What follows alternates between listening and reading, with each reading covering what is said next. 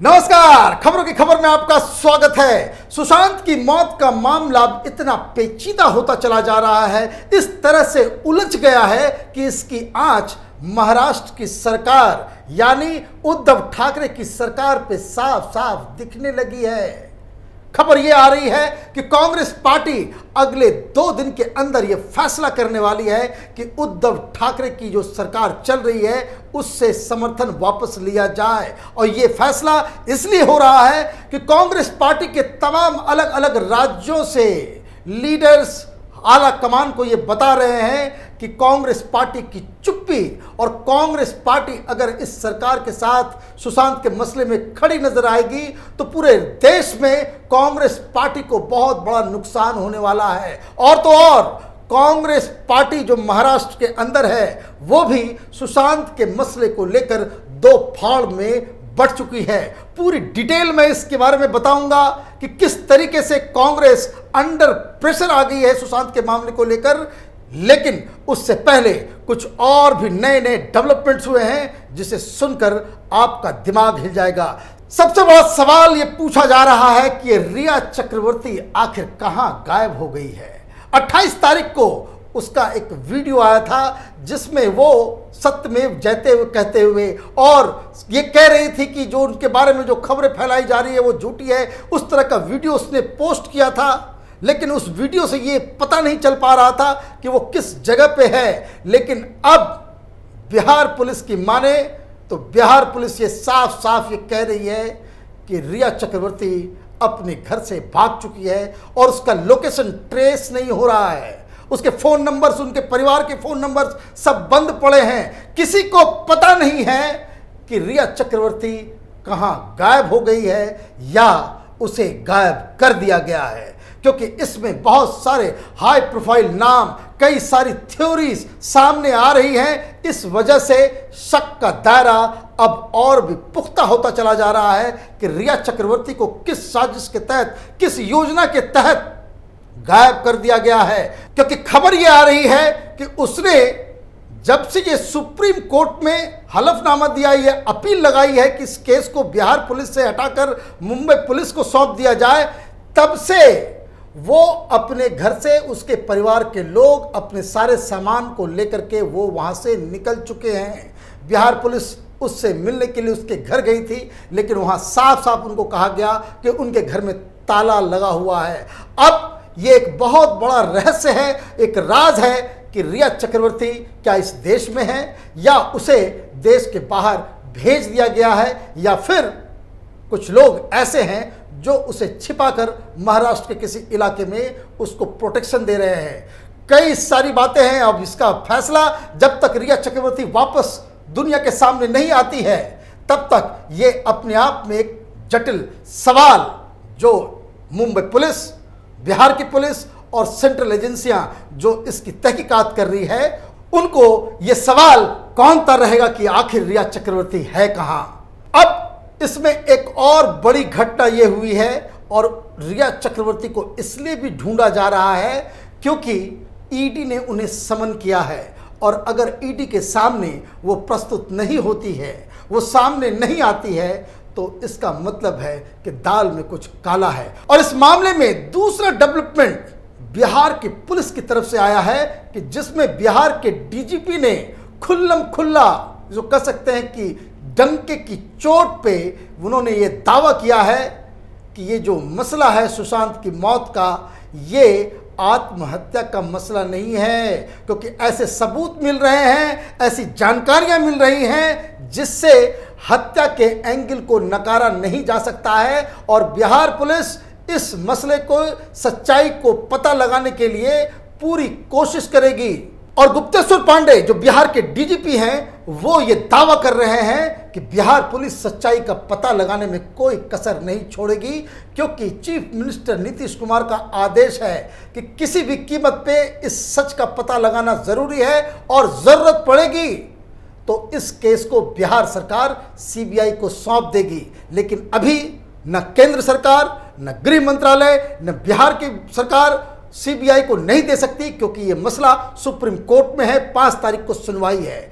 लेकिन यह मसला सीबीआई में जाए या ना जाए, उधर मुंबई में उद्धव ठाकरे का सिंहासन अब डोलने लगा है। डोलने इसलिए लगा है कि मुंबई में जो कांग्रेस पार्टी के लीडर्स हैं, जो महाराष्ट्र में कांग्रेस की जो इकाई है, उसमें ही दो फाड़ हो चुका है। क्योंकि दिशा सालियान की जो मौत हुई है उसका रिश्ता अब सुशांत की मौत से जोड़ा जा रहा है।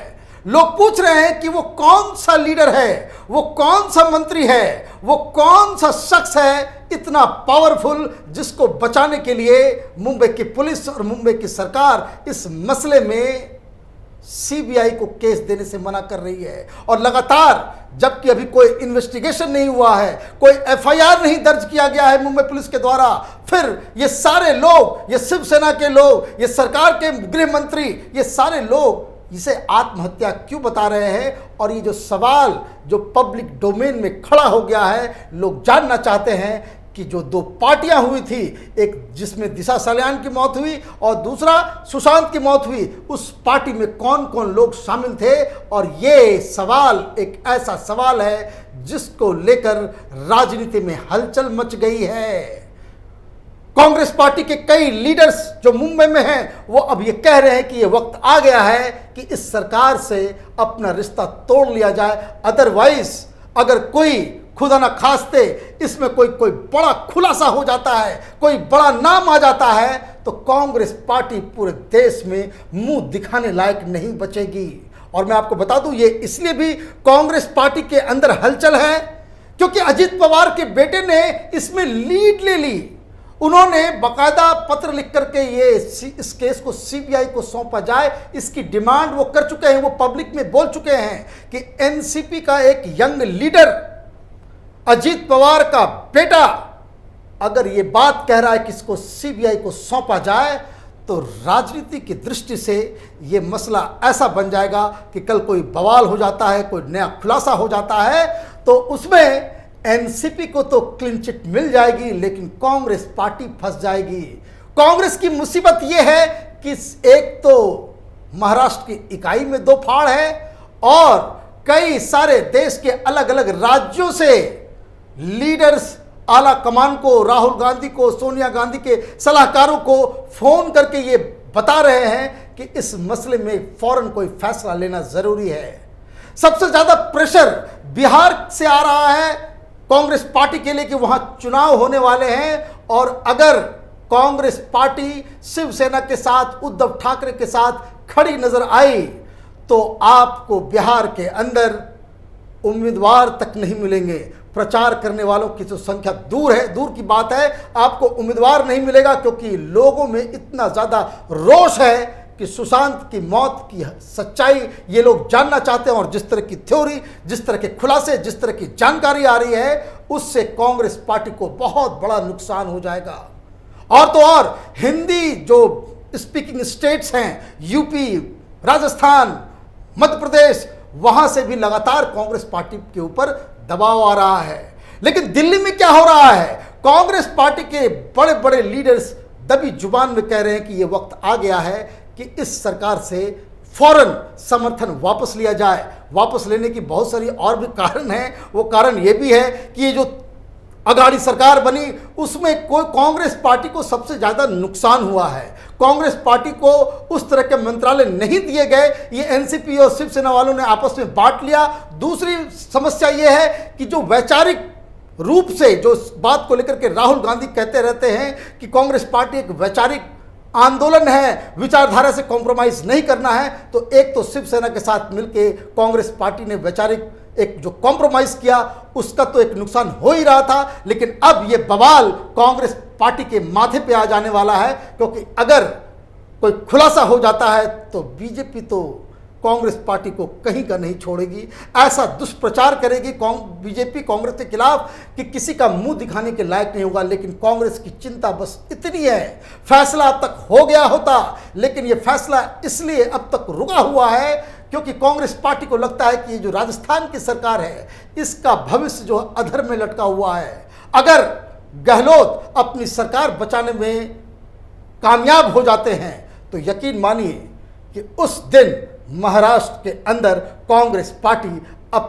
अपने समर्थन को वापस ले लेगी।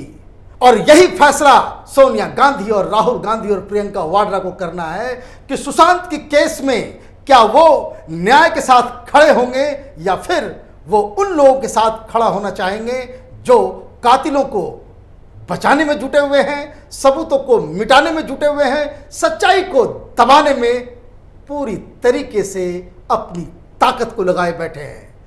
एक एक खबर के ऊपर हमारी नज़र बनी हुई है। आप देखते रहिए कैपिटल टीवी। हमारे वीडियोस को लाइक कीजिए, शेयर कीजिए और हमारे चैनल को सब्सक्राइब कीजिए। धन्यवाद।